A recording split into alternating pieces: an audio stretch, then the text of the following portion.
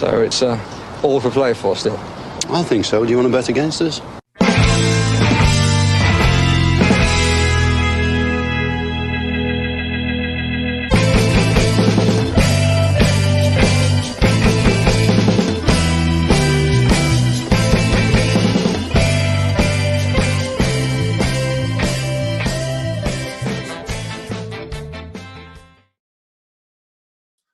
Hello, Aston Villa fans, and welcome to For the Love of Paul McGrath podcast. Team sheet tantrum for Aston Villa versus Fulham. First team sheet, I think, since we've had lots of injury announcements and lots of, I think is all we'll describe it as over the last 7 days.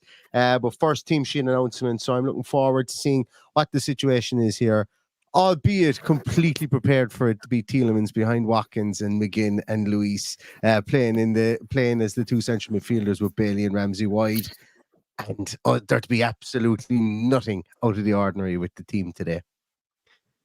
What do you think, Paddy? Well, apart from possibly having a centre half playing on not its usual side, that would probably be about right, I would imagine. Do we see? I would say he probably has to play Pau Torres. So does he play him on the right or the left of the back two? We probably will. Obviously, we're not going to find that out until they step out onto the pitch and the match kicks off. But that's what I would imagine is going to happen, unless he goes and plays Callum Chambers at centre half, who we were speaking so highly of yesterday. So I can't see it. But that's my opinion, is that he'll probably play Pau Torres on the left and Longley on the right. But it remains to be seen. This is exactly, Josie just robbed my point, because this is a talking point I wanted to have today. And Josie says something not mentioned is that Torres has played with Laporta a lot for Spain in the back four, and both are left-footed.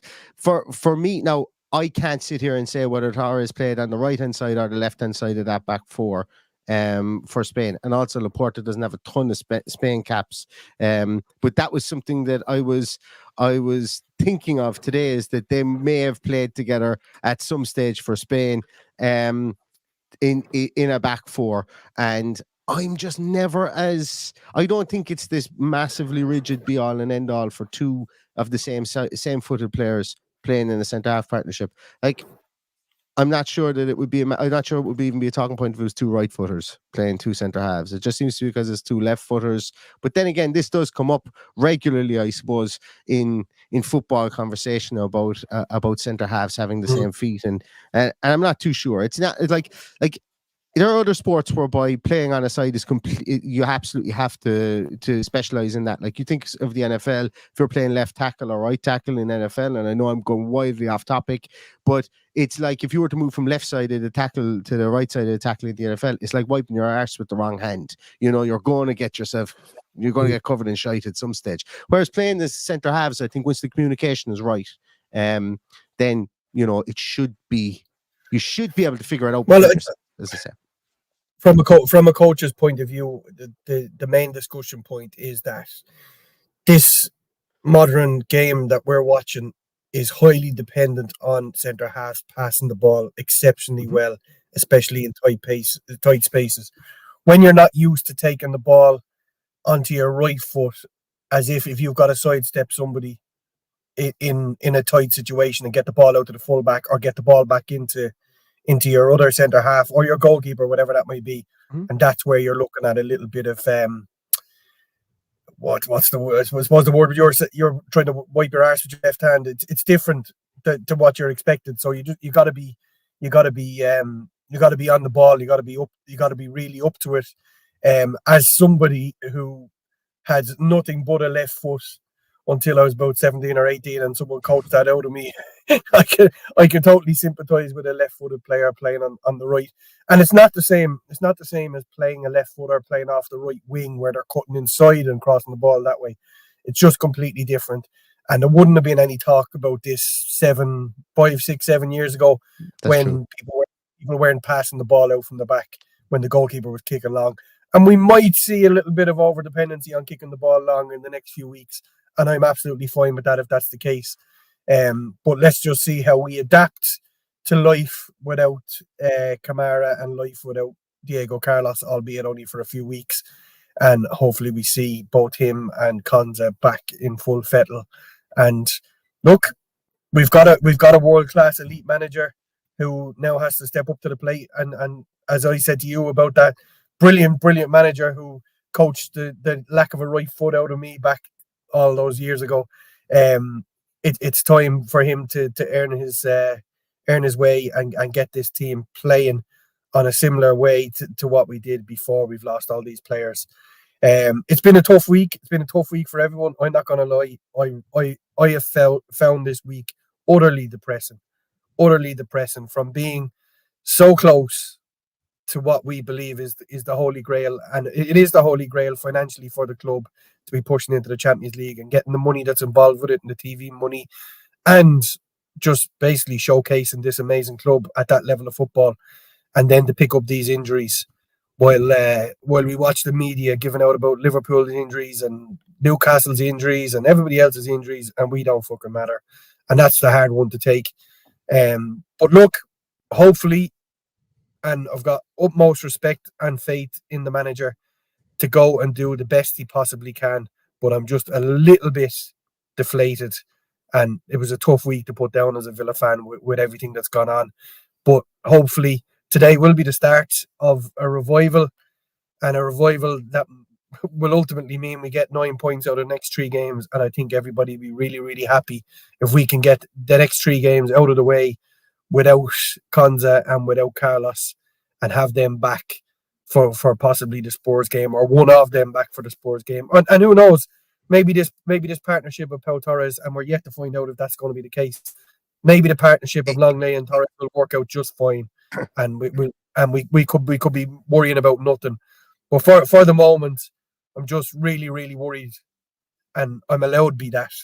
Fans are allowed to feel whoever they want to feel, and it just feels like all the years of us finishing second and not getting Champions League football back in the 90s because it just wasn't available to us, to now being on the cusp of getting there and then injuries taking that away from us is just a hard one to take. I don't know whether this is the case or not, but going back to left and right footers here, like I suppose, like going back to sports, whereby being one side dependent is a benefit or is a detraction. Zana says here, I wonder if being left footed in defence means that you don't fear the right footed attacker moving onto his favoured foot, as yours will be there to meet it. I wonder, is that a southpaw versus an orthodox kind of fight style situation? I'm not quite sure that is the situation, but I like the way you're thinking. I like the way you're thinking with the mixed sporting analogy. Situation is different. If you're talking about a guy coming from a standing start, not so much an issue. But if somebody's coming at you at full tilt, then that's absolutely great because you're stepping in on your strong foot, which is brilliant. But it's all about what happens in any given circumstance. But when somebody is coming at you down your right hand side to get a ball into the box, and you're usually facing that on your left side, it is an unusual situation for the body to be in. And look, I'm not overly worried about that one. I'm worried about how we handle the midfield more than anything else now, without command in there. And I think that's going to be a biggest issue going forward. As I said in the Claret and Blue podcast with Dan Ronaldson, we need to find a way to mitigate this. We can see, like, as I say, we need to find a way, and we will. I've spoken previously about Spurs mitigated to some degree, and they did lose a lot of games when they were missing all their centre halves, and they had Eric Dyer and they had Emerson Royale, and they had Ben Davies as centre halves earlier on this season. I spoke about the time that Liverpool played Kabak and Jordan Henderson as 2 centre halves before, and the team is just out. But we need to mitigate that, and I think we're in a lot better situation. Pau Torres, damn you, Aston Villa. They've just put up a picture of Pau Torres, and I thought it was the team. But if they don't start, if that means the Torres isn't starting, damn them to hell. That's what I was saying. You can be sure of it. You can be sure of it. Yeah, because the team isn't out yet. It is. Aston Villa haven't posted it. It's taking forever. Martinez, Longley, Cash, Torres, Moreno, Tielemans, Bailey, Douglas Luiz, Jacob Ramsey, John McGinn, and Ollie Watkins. I didn't listen to a word you said because it's not on here. But go again. Come again. I'm gonna get me. I'm gonna get myself into trouble here now because somebody has texted this to me. Okay. which, All which right. they do at 2:00, but this isn't announced. Anyway, There it is. Emiliano Starting Martinez. 11. Martinez, Cash, Longley, Powell, Alex Moreno, McGinn, Tielemans, Douglas Luiz, Ramsey, Bailey, and Watkins. That's what you said, I'm sure. I'm sure that's what It you is. said. Yeah, it is what I said. The subs bench is Joe, Gucci Gang on the bench with Robin Olsen. So they've got company for each other. Luke Dean, Chambers, Diaby, Zaniolo, Rogers, Ken Kessler-Hayden, and young Tim Irogbenham on the bench today. So Martinez, Cash, Longley, Powell, Alex Moreno, McGinn, Tielemans, Douglas Luiz, Ramsey, Bailey, and Watkins. That team is absolutely fine. And I mean that in the best way possible. Like, we can pick holes in this and go, the pace between Powell and Longley. And that's a very valid point. But once again, it's the mitigation of this. Playing McGinn and playing Douglas Luiz back there. If McGinn is in a more withdrawn role, you have his pace to help in that situation. If Douglas Luiz is the guy that's going to be filtering into that right-sided centre-back when Cash goes forward, which isn't beyond the realms of possibility, well, then there you go. You have his pace into that situation. We need to protect the areas that we're going to be attacked on, and we need to move on from the areas that we and to not to be able to infiltrate the areas we want to infiltrate, I suppose, once we're trying to get into those attacking stages. I can see Morgan Rogers coming off the bench today. I have a funny feeling this game is going to suit him. I think we're going to bring him into that 10 position. Tielemans out, and I think Diaby's going to come on for Bailey. I just have a funny feeling about Morgan Rogers today. Are you 100% hanging your hat that it's McGinn and Luiz sitting? For me, Yuri Tielemans, and I'm going to be definitive and say this: Yuri Tielemans is about 40% of the player as a 6 that he is as a 10/8. I can't see it. For me, it would be there may be interchangeability there or whatever. But for me, I just cannot see. I can't see the rationale behind putting Tielemans as a 6. I just can't see it. He offers way more up the field than he does back in that 6 position. He goes missing in that 6 position. Yeah. You don't agree with it? I do. Oh, sorry, you do. Okay, sorry. I do. Yeah. But I'm not totally decided that that's what Unai Emery will do. I think, it'll be horses for courses, and he will decide maybe to play McGinn in some games in that position and Tielemans in others. So is today one of those days? I don't know. We'll have a look at the Fulham team in a second, but you'd have to think, regardless of what team Fulham put out, and bear in mind of a bit of PTSD because we've had a horrible record at Craven Cottage, the most passive place in the fucking world to go to, but we've had a horrible record. So I'm hoping that changes today, and I would definitely say that we've got, we have got a strong enough team to go and beat this Fulham team, which isn't a bad team, let's be honest. But no, they're sitting in mid-table with very, very, very little to worry about with regards to relegation. They're not going to. I don't think they're going to pepper any of the European spots either. So I think it's just a question for them of staying where they are, maintaining their Premier League status and growing for the future. This for me, as matchup for Aston Villa versus Fulham, this is as good a team as we could have hoped for. No Tosin Adarabo, albeit he's on the bench. No Ballatore in there. Diop is a good player.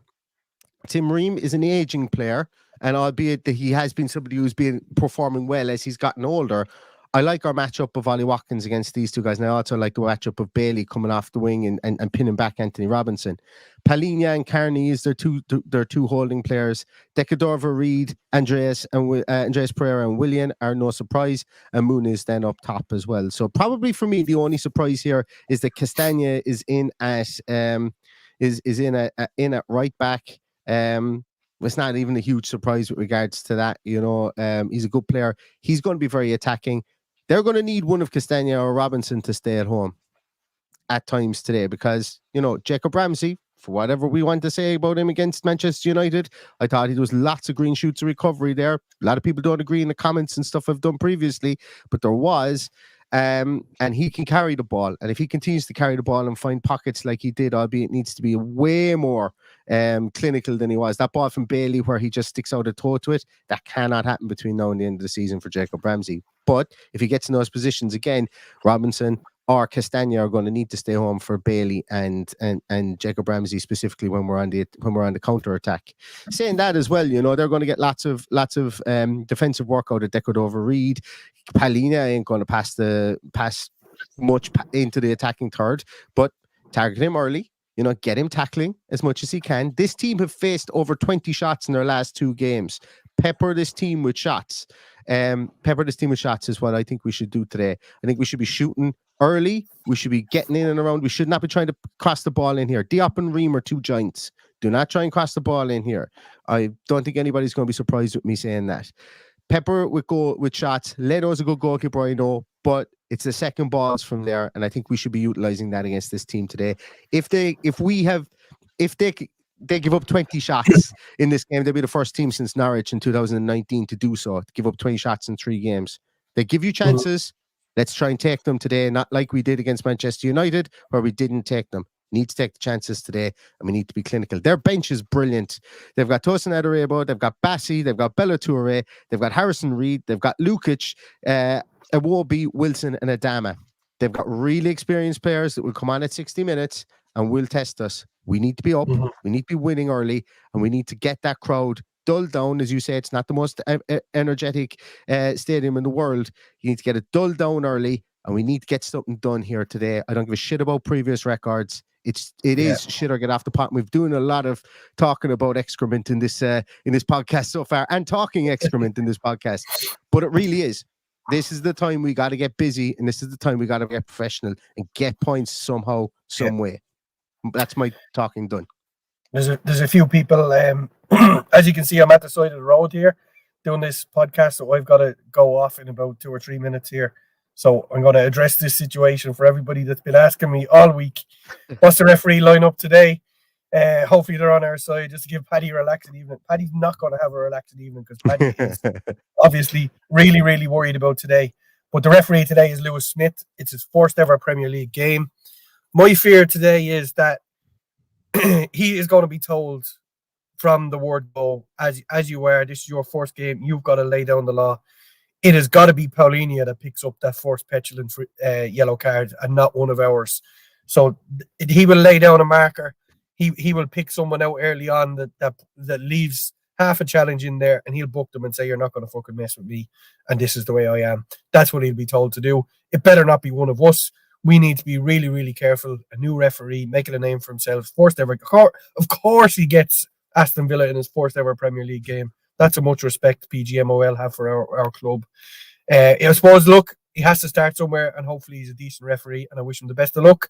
I hope he does well today, and I hope he doesn't do anything stupid to cause us any discomfort come 5 o'clock this evening. And look, it shouldn't be the defining factor in this game. We're by far and away coached better than we've ever been in the Premier League era. It's time to earn the title of being in that top 5 and the potential of being in European places. And these are the games when the chips are down, when we're missing players, that we need to go and do the job ourselves and not be relying on the referees' mistakes or opposition's errors. So it's a huge game. I think it's going to be a huge game for Leon Bailey because he needs to keep Anthony Robinson at bay. He needs to go with him. So that for me is the most important matchup of the day. And let's see how that pans out, because we know the pace that he possesses. We don't even need Bailey to go putting in challenges. We just need him to be a nuisance and getting himself around Anthony Robinson as he goes forward. And big day for Matty Cash, obviously, too, if that's going to be an overload down that side. Yeah, absolutely. Absolutely, I agree. Paddy, you need to go and you need to get to where you're going before the game. So I'm going to leave you go off there. Safe travels, and we'll talk to you in the post-match, Paddy. Hopefully when we're discussing an Aston Villa win. Fingers crossed. Up the Villa. Up the Villa indeed. All right, everybody, if you want to start getting your score predictions in there, I just have one or two small little pieces that I want to go through with regards to I suppose the setup that we have today, and something that the Paddy mentioned there as well is that, you know, today is very much a precursor. If you guys haven't seen on Twitter, and I'm not driving people towards my Twitter for anything other than I just thought it was an interesting exercise. I can share it up here if you guys want.